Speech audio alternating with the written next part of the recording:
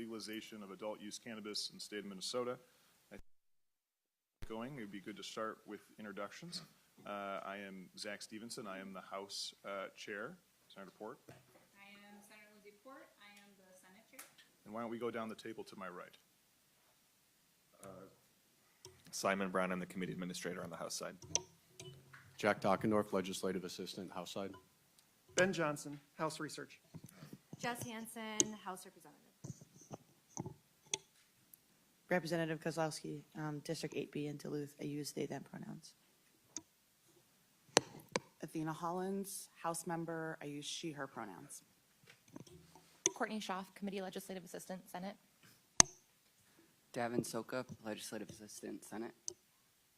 Laura Pater from the Office of Senate Counsel. Andrew Erickson, Senate Fiscal Analyst. Senator Jordan Rasmussen. I am Claire Umu-Verbaten. I use she, her pronouns and represent District 66 in the Senate.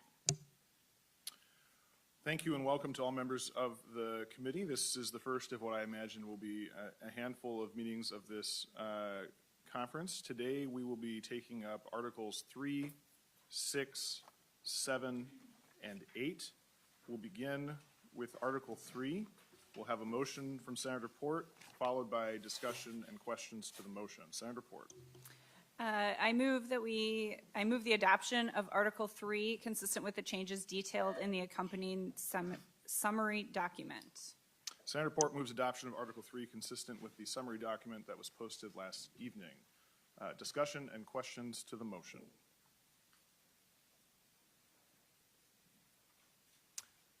Senator Omo-Verbeten.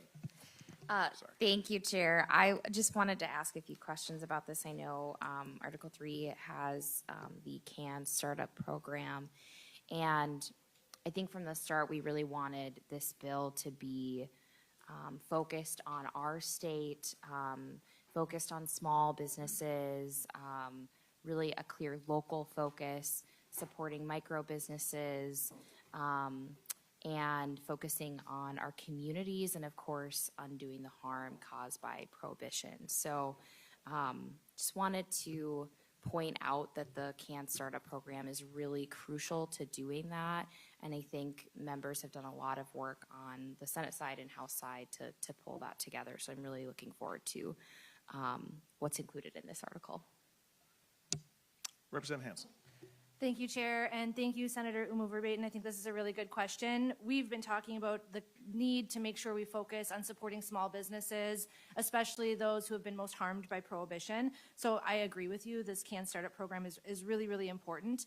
So we really want this to be local focused. That's why this CAN Startup Program is going to be specifically for micro businesses in this latest change. And that means focusing on the communities that have been most harmed. That means focusing on the folks that need the most help, whether it's access to social capital or financial capital. We know that those are the business owners who seek out assistance the most. And so we're happy to build that into this program. Any further discussion to the motion? Seeing none, all in favor say aye. Aye. Opposed? Motion prevails. Article 3 is adopted, consistent with the changes detailed in the summary document posted last night. Senator Port, do you have a motion? I move the adoption of all of Article 6 other than Sections 1 and 2, consistent with the changes detailed in the accompanying summary document. Senator Port moves adoption of Article 6 other than Sections 1 and 2, consistent with the changes detailed in the summary document posted last night.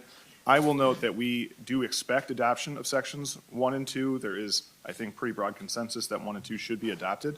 We're just still working on some technical language details in Sections 1 and 2, and I would expect adoption of those sections at the next meeting. Those sections are very important. Discussion and questions to the motion. Representative Kozlowski.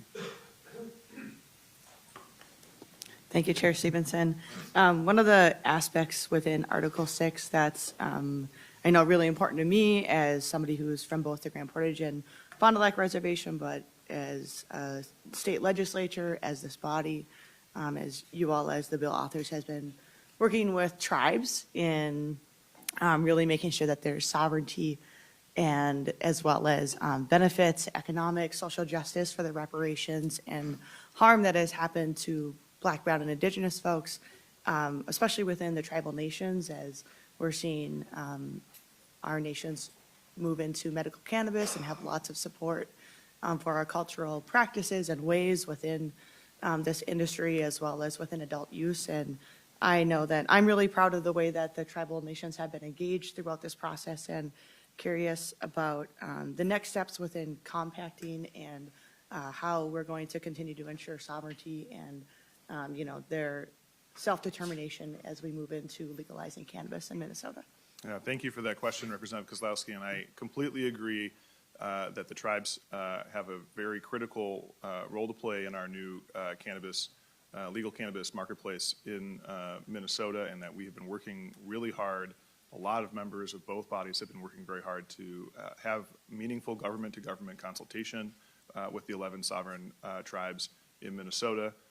And we're taking it very seriously. We do anticipate that both on the medical and on the adult use side of the bill, that when fully implemented, the relationship between cannabis business enterprises operated by tribes and the state of Minnesota will be governed by compacting language. That's a reflection of that government-to-government relationship between sovereign tribes and the state of Minnesota.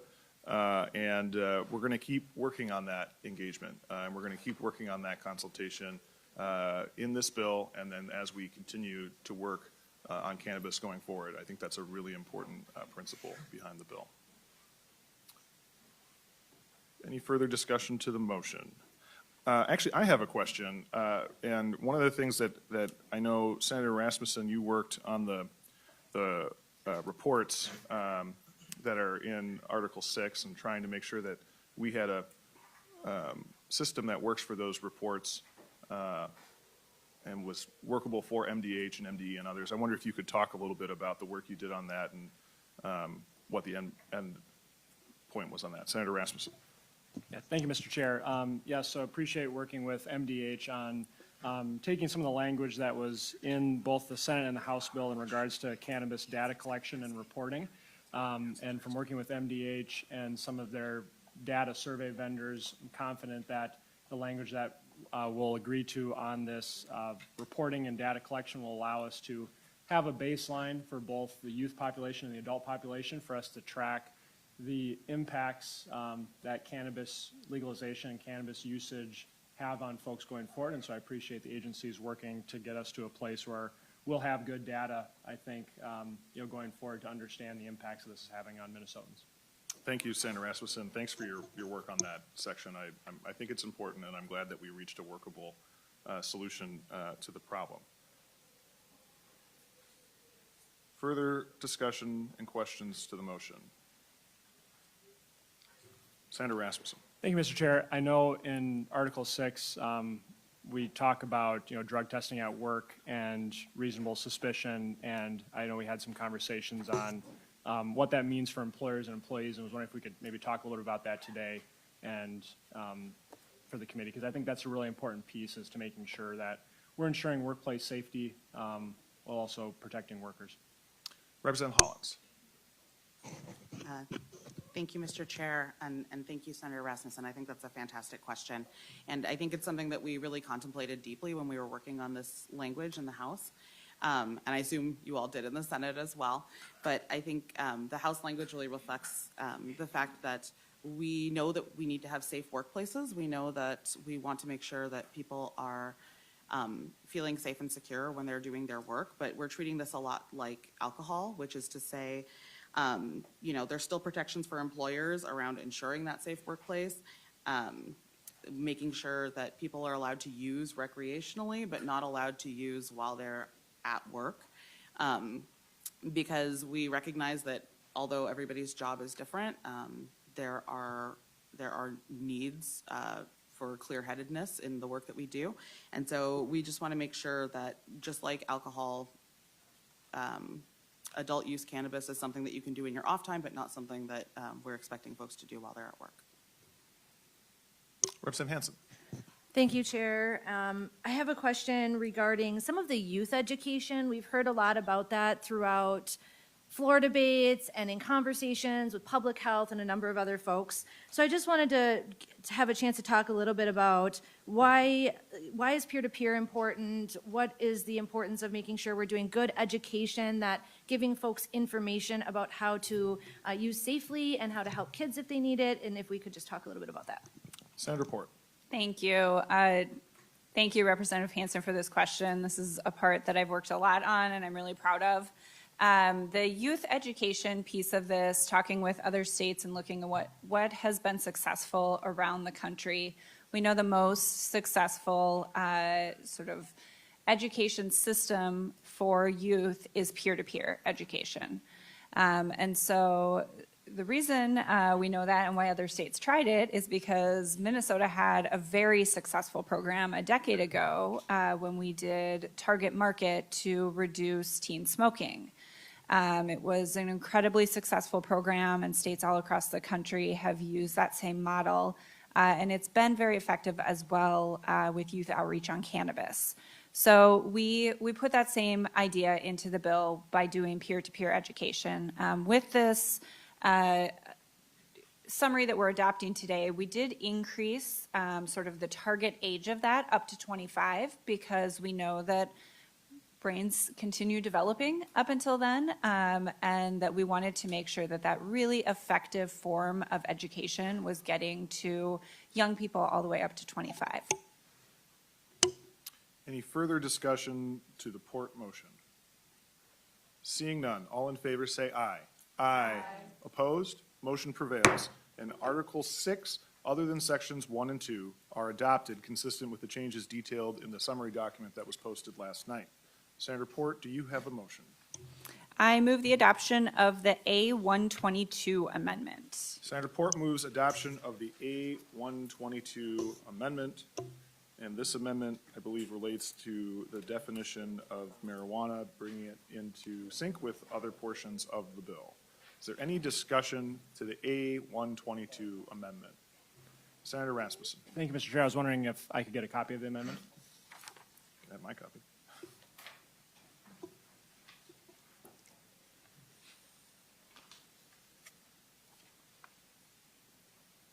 We'll pause for a second so Senator Rasmussen can lay eyes on it. And thank you, Mr. Chair. Would wonder if you could maybe explain some of the thinking or the conversations that led to this amendment. I'm going to turn to Mr. Johnson. Mr. Chair, members, this is essentially a technical amendment that brings the existing definition of the term marijuana into consistency with the new terms that would be adopted in the full bill. At the current moment, the definition of marijuana refers to a variety of portions of the cannabis plant and then has a list of exceptions to that plant. The new definitions that would be adopted in Article 1, assuming those are adopted, subdivide some of these portions of the plant into other categories based on how they are typically used in the industry. So it talks about plants, talks about flower, concentrate, products, and seed. So the language that you see that's stricken is general language about plant parts, and that is replaced now with more descriptive definitions of those particular plant parts. The other portions that are in the amendment are not changing current law. They are simply restructuring current law. You'll see on page 2 that there's some language that is stricken that goes from line 2.1 through line 2.3. But if you look, that language is actually identical to what's been moved up to clause 3 at the bottom of page 1. So it's really a technical restructuring to make this definition consistent with the other terms that would be adopted in the full bill. Senator Rasmussen? Okay. Any further discussion? Seeing none, all in favor say aye. Aye. Opposed? Motion prevails, and the A-122 amendment is adopted. Senator Port, do you have a motion? Yes, Mr. Chair, I move the adoption of the A-30 amendment, which is the rewrite of the Article 7 temporary regs. Senator Port moves the A-30 amendment, which would be adoption of Article 7 temporary regs as rewritten. And Senator Port, I believe you have an oral amendment to that motion. I do. If I could pass it to Mr. Johnson for the oral amendment, please. Mr. Johnson, if you could state the oral amendment. Mr. Chair and members, the oral amendment will be on page 6. I'll give you a minute to flip to page 6.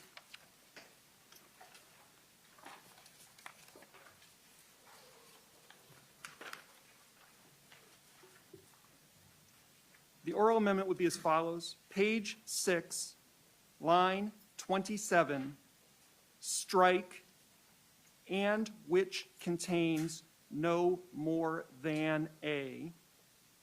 Page 6, line 28, delete the new language. As a result of those changes, the final sentence that is in that paragraph would read, "The requirement that packaging be child-resistant does not apply to an edible cannabinoid product that is intended to be consumed as a beverage, period." Thank you, Mr. Johnson.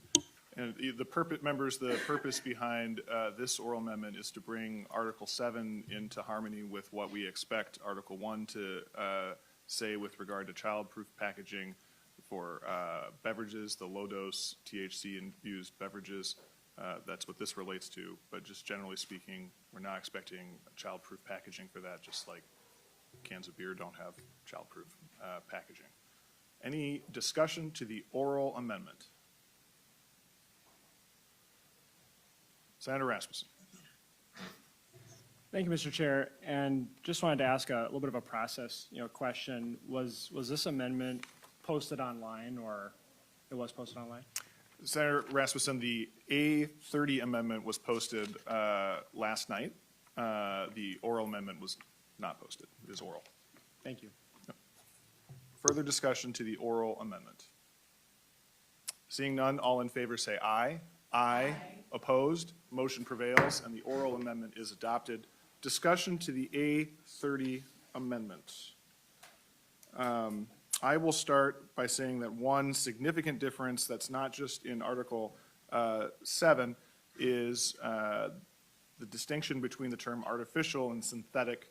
The House throughout the bill, not just in Article 7, but throughout, used the term artificial. The Senate used the term synthetic. The decision, after consulting with stakeholders and experts in the field, was to go with artificial. And so actually, if you kind of totaled all the differences between the House and Senate bill, this would be by far the most common. It is mostly a technical difference, but throughout the bill, we are going with artificial. Further discussion. Representative West. Thank you, Mr. Chair. I know not all stakeholders are particularly pleased with this definition, and it would have been vastly better for the public and the bill at large, I'd say, would it be have the definition conversation in public where all members can see what's being determined and the public can know what's being put forward. I think the intention, especially since we legalized the hemp market in the last session, would be what they're offering now that's safe should continue to be legal, whereas I've heard there are some issues in regards to that with this definition. Is it your intention that this bill would have what we legalized last session to continue to be legalized?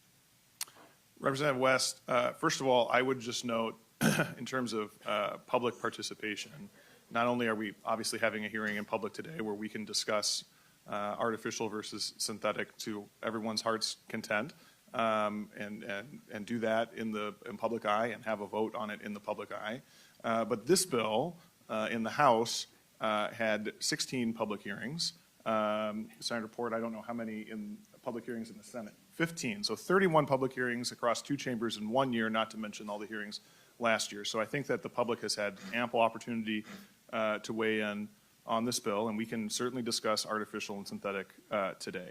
The intent of Article 7, the temporary regulations, is, I think, to allow the marketplace that has emerged around low-dose products to continue with new guardrails that I think some wish had been in place from the very beginning. And we are putting those up now while allowing the marketplace to continue with an eye towards the transition that's going to happen as the adult use market goes live. Representative West. Thank you, Mr. Chair. So you mentioned that this is aligning it with what the definitions are expected to be in Article 1, do we have a timeline on when Article 1 will be brought up? And say there is an issue that's discovered, can we revisit this if we want to revisit Article 1 definitions? As to the first question, the House passed a resolution 2 days ago, I believe, indicating that the session would end on May 18th. So I would certainly expect Article 1 to come up well in advance of that day. And the sooner, the better. We have obviously a lot of work to do, and we're working expeditiously to get it done. As to the second question, a conference report is not closed until there are signatures on the page. Further discussion to the Port motion. Representative Hansen. Thank you, Chair. I just wanted to ask a quick question about serving sizes for edibles and for drinkables. Just want to make sure that we have a conversation about that. I know we have some goals to keep things consistent, but just wanted to expand on that a little bit if we could. Senator Port. Thank you, Representative Hansen. Our goal with this was to both differentiate between the low-dose market and what will be the adult use market, and also to maintain consistency with the regulations that were passed last year. So the low-dose market will stay at 5 milligrams. For beverages, they will be allowed 2 servings per beverage. And you'll see sort of that expanded as we get to Article 1, a similar sort of ratio for the adult use. Any further discussion to the Port motion? Seeing none, all in favor say aye. Aye. Opposed? Motion prevails, and the A30 amendment is adopted, as modified by the oral amendment is adopted. Senator Port, do you have a motion? Yes, Chair Stevenson, I move the adoption of Article 8, House Sections 1 and 2. Senator Port moves adoption of Article 8, House Sections 1 and 2.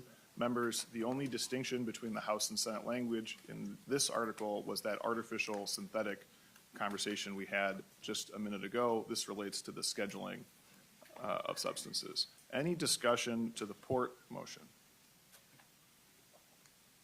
Seeing none, all in favor say aye. Aye. Opposed? Motion prevails, and Article 8, House Sections 1 and 2 are adopted. Senator Port. Mr. Chair, I move that nonpartisan staff be authorized to make any technical corrections to reflect the will of the committee. Senator Port moves that nonpartisan staff be authorized to make technical corrections. Any discussion to the motion? Seeing none, all in favor say aye. Aye. Opposed? Motion prevails, and nonpartisan staff are authorized to make any technical corrections to reflect the will of the committee. Senator Rasmussen. Thank you, Mr. Chair. I was just wondering if you and Senator Port can maybe talk about the plan, over the next 10 days and how you see the work of this conference committee proceeding. Senator Rasmussen, I thank you for the question. I think that we will work expeditiously to close additional articles in this committee in the coming days. We don't have a specific plan for when our next meeting is at this moment, but as I mentioned a minute ago when in response to Representative West's question, we are certainly well aware of the constitutional deadline that's approaching, as well as the House's desire to be done on the 18th. And so I expect quick action. Senator Port. Mr. Chair, I will just add to that we are not our own committee, which means we are sharing nonpartisan staff. And I want to thank nonpartisan staff and research who has worked incredibly hard while also balancing the omnibus bills that they are working on. And that is, part of our calculation of when we have staff support to be able to move forward. Senator Rasmussen.